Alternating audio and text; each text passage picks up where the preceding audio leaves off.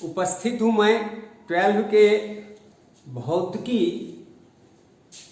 के इलेक्ट्रोस्टैटिक्स के पहले यूनिट के पार्ट 3 को लेकर। पीछे हम लोगों ने विमर्श किया था कि आवेश के गुण क्या हैं, चालक क्या हैं, अचालक क्या हैं। आज हम लोगों को विमर्श करना है कि किसी पिंड को किस प्रकार से किन विधियों द्वारा आवेशित किया जा सकता है। किसी पिंड को आवेशित करने की कई विधियां हैं, जैसे घर्षण द्वारा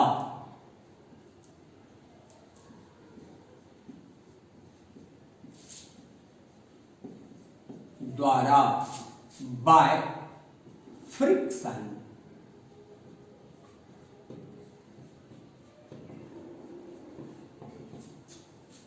जब दो उचित पदार्थों को आपस में रगड़ा जाता है, तब इन दोनों में से जिनके संयोजी इलेक्ट्रॉन अपेक्षाकृत कमजोर ढंग से बंधे होते हैं, उनमें से कुछ इलेक्ट्रॉन दूसरे पिंड पर चले जाते हैं। फलतः इलेक्ट्रॉन की अधिकता हो जाने के कारण दूसरा पिंड ऋणावेशित और इलेक्ट्रॉन की कमी हो जाने के कारण पहला पिंड समान मात्रा में धन आवेशित कहलाता है। यदि दो उचित चालक पदार्थों में भी कुचालक मुठिया लगा हो और मुठिया को पकड़कर हम इन दोनों को आपस में रगड़ें, तब इन दोनों पर भी इसी तरह से बराबर परिमाण के और विपरीत आवेश आ जाते हैं। तो घर्षण द्वारा किसी पिंड को आवेशित किया जा सकता है। यदि रेशम के कपड़े को कांच के छड़ से रगड़ा जाए तो कांच के छड़ का कुछ इलेक्ट्रॉन रेशम के कपड़े पर चला जाता है। फलतः रेशम का कपड़ा ऋणावेशित और कांच का टुकड़ा समान परिमाण में धनावेशित हो जाता है। इसी प्रकार जब हम हर से या उल से प्लास्टिक को रगड़ते हैं, पॉलीथीन को रगड़ते हैं, तब पॉलीथीन पर उन से कुछ इलेक्ट्रॉन चला जाता है, जिससे पॉलीथीन ऋणावेशित और उन धनावेशित हो जाता है। जब पॉलीथीन को उन से रगड़ा गया, तब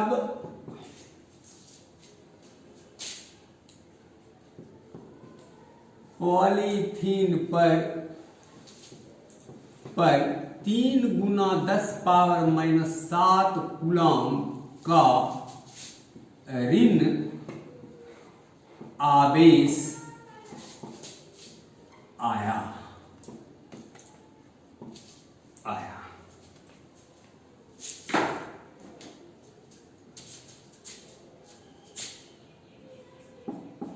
पॉलीथीन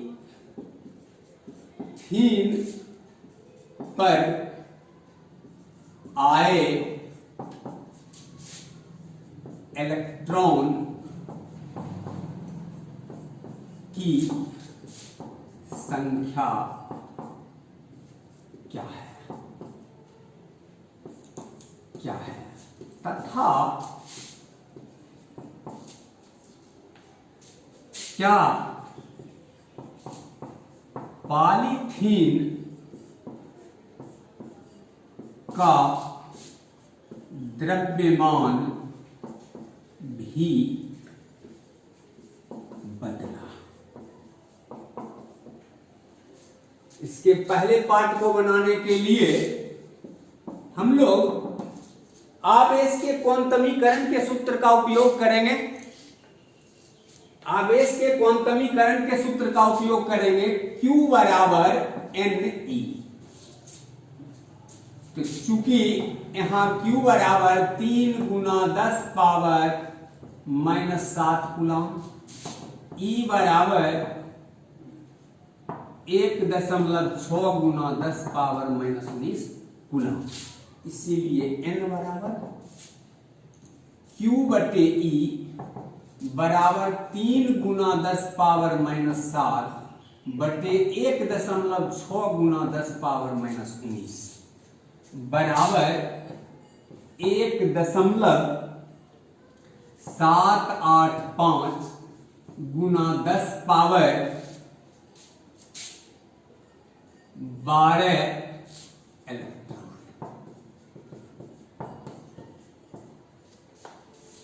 इलेक्ट्रॉन। दूसरे पार्ट में चूंकि पॉलीथीन पर इलेक्ट्रॉन गया है, इलेक्ट्रॉन का अल्प ही सही लेकिन कुछ द्रव्यमान अवश्य है, अतः पॉलीथीन का द्रव्यमान यहां कुछ बढ़ जाएगा और कुल का द्रव्यमान कुछ घट जाएगा। आवेशित करने की दूसरी अगली विधा, आवेशित करने की अगली विधा चालन द्वारा आवेशन है।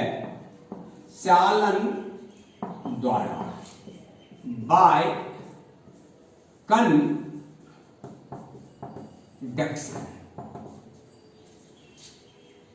जब किसी आवेशित पिंड को किसी चालक तार के द्वारा किसी अनावेशित चालक पिंड को जोड़ दिया जाता है, तब आवेशित पिंड का कुछ आवेश दूसरे चालक पर पहुंच जाता है। इसे चालन द्वारा आवेशन कहते हैं। इसमें दोनों पिंडों पर समान आवेश रहते हैं। पहले पिंड का आवेश जितना घटता है ठीक उतना ही दूसरे पिंड पर आवेश आता है। इसे चालन द्वारा आवेशन कहते हैं। तीसरी विधा प्रेरण द्वारा, प्रेरण द्वारा बाय इंडक्शन। यहां हम पहले प्रेरण पद को परिभाषित करें। किसी अनावेशित पिंड के पास किसी आवेशित पिंड को लाने पर अनावेशित पिंड के अंदर आवेश के पुनर्वितरण हो जाने की घटना को प्रेरण कहते हैं। किसी अनावेशित पिंड के पास किसी आवेशित पिंड को लाने पर अनावेशित पिंड के अंदर आवेश का पुनर्वितरण हो जाता है। इस घटना को प्रेरण कहते हैं। किसी चालक गोला ए जिसमें एक कुचालक स्तंभ लगा है के पास संपर्कित नहीं करना है, के पास माना कि एक ऋणावेशित पिंड लाया।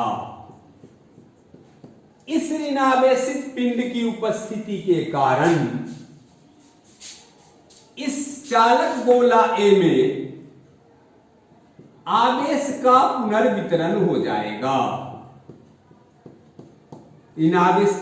ऋणावेशित छड़ के निकट वाले भाग में गोला पर धन आवेश की अधिकता हो जाएगी और दूर वाले भाग पर गोला पर ऋण आवेश की आवश्यकता हो जाएगी।